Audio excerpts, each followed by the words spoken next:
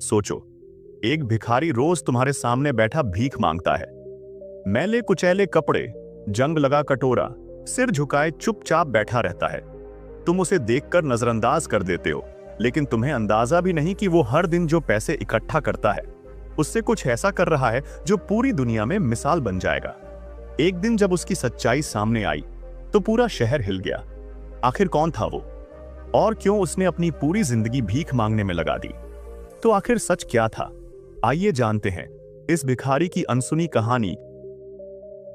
शहर के सबसे व्यस्त चौराहे पर एक पुराने मंदिर के बाहर फकीरा नाम का एक भिखारी हर सुबह अपनी जगह पर आकर बैठ जाता था। मैले कुचैले कपड़े, बढ़ी हुई दाढ़ी, बिखरे बाल और हाथ में एक जंग लगा कटोरा। लोग उसे बस एक आम भिखारी समझकर नजरअंदाज कर देते थे। कुछ सिक्के डाल देते, कुछ हिकारत से देखते तो कुछ तंज कसते। अरे, जब काम करने की उम्र है तो भीख क्यों मांगता है? लेकिन फकीरा चुप रहता। उसने कभी किसी से कुछ नहीं मांगा। वो बस सिर झुकाए बैठा रहता, और जब उसका कटोरा सिक्कों से भर जाता तो उठता और शहर की तंग गलियों में कहीं गायब हो जाता।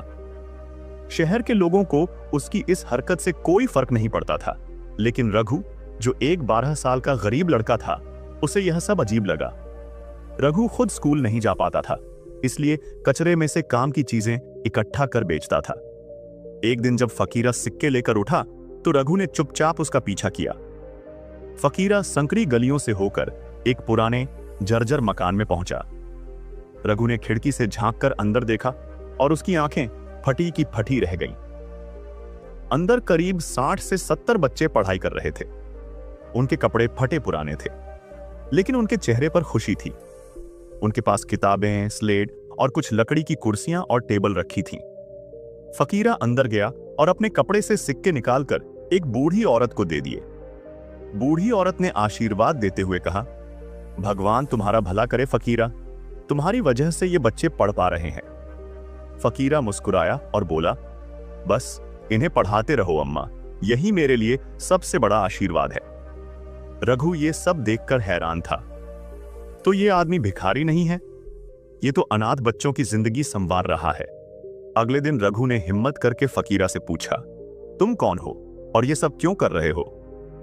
फकीरा पहले तो चुप रहा, फिर एक लंबी सांस लेकर बोला, मेरा असली नाम रणवीर सिंह है। कभी मैं इस शहर का सबसे बड़ा व्यापारी था। करोड़ों की संपत्ति थी, बड़ी हवेली, गाड़ियां, नौकर चाकर, सब कुछ। रघु हैरान था। तो फिर तुम भीख क्यों मांगते हो? रणवीर की आंखें नम हो गईं। एक दिन मेरे लालच और घमंड ने मेरी दुनिया छीन ली। रणवीर ने बताया कि कुछ साल पहले उसने शहर के एक अनाथालय की जमीन जबरदस्ती हड़प कर वहां एक फैक्ट्री बनाई थी। लेकिन उसी रात फैक्ट्री में आग लग गई और दर्जनों अनाथ बच्चे जलकर मर गए। रणवीर ने खूब पैसे कमाए, लेकिन उसकी आत्मा उसे चैन नहीं लेने देती थी। जब भी वो आईने में अपना चेहरा देखता, उसे उन बच्चों की चीखें सुनाई देती। मेरे लालच की वजह से मासूमों की जान गई। एक दिन उसने सब कुछ छोड़ दिया, अपनी करोड़ों की दौलत त्याग दी और ये रास्ता चुना। अब वो भीख मांगकर उन बच्चों की मदद करता जिनके पास कोई सहारा नहीं था। एक दिन शहर में बाढ़ आ गई, कई घर तबाह हो गए और फकीरा के स्कूल में पानी भर गया। रणवीर ने अपनी जान की परवाह किए बिना बच्चों को वहां से निकाला, लेकिन खुद तेज बहाव में बह गया। जब लोगों को यह खबर लगी तो पूरा शहर अस्पताल पहुंच गया।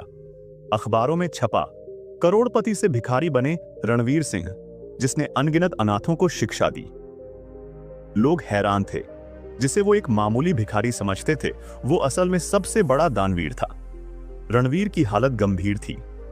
जब डॉक्टरों ने कहा कि वो शायद बच नहीं पाएगा, तो उसने एक आखिरी इच्छा जताई, मेरे मरने के बाद मेरी पहचान मत मिटाना, इस स्कूल को और आगे बढ़ाना। कुछ घंटों बाद रणवीर ने अपनी आखिरी सांस ली। रणवीर की कहानी जानकर पूरा शहर रो पड़ा। जिस आदमी को लोग घिन से देखते थे, उसने सैकड़ों बच्चों को पढ़ाया, पाला और नया जीवन दिया। रघु ने कसम खाई कि वो इस स्कूल को बंद नहीं होने देगा। अब वो खुद भी पढ़ाई करता और बाकी बच्चों को भी पढ़ाने लगा। वो जगह जो कभी खंडहर थी, अब रणवीर फाउंडेशन के नाम से जानी जाने लगी। आज वहां हजारों अनाथ बच्चे पढ़ रहे हैं। सीख, असली हीरो वो नहीं होता जो नाम कमाए, बल्कि वो होता है जो गुमनाम रहकर दूसरों की जिंदगी बदल दे। रणवीर चला गया, लेकिन उसकी कहानी हमेशा लोगों के दिलों में जिंदा रहेगी। रणवीर की ये कहानी हमें सिखाती है कि सच्ची महानता नाम या दौलत में नहीं, बल्कि दूसरों की जिंदगी बदलने में है। अगर आपको ये कहानी प्रेरित करती है तो इसे शेयर करें और कमेंट में बताएं, आपके हिसाब से असली हीरो कौन होता है।